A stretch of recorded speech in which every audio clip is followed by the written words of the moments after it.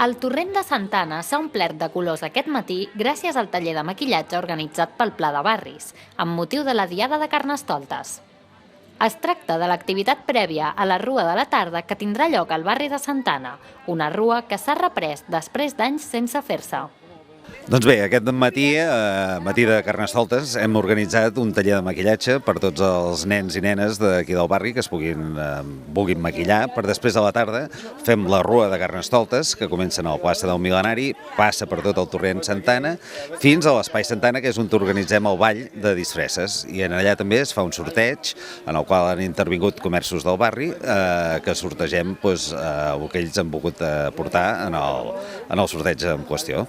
La gent del barri que es vulgui apropar en aquesta rua i a disfrutar del Carnestoltes, que és el que ens interessa.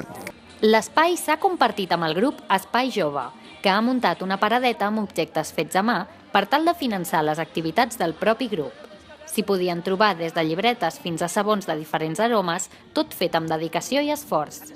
Som l'Espai Jove, treballem per l'Ajuntament de Premià de Dalt, quedem els divendres i la paradeta d'avui és per recaudar fons per anar a PortAventura. El que passa és que hem participat amb el Pla de Barris perquè ells feien una activitat de Carnestoltes i nosaltres ens hem afegit. A l'Espai Jove fem activitats per joves de 12 a 16 anys i fem tallers, fem sortides i sobretot el que fem és les paradetes per intentar financiar-nos la sortida final a PortAventura.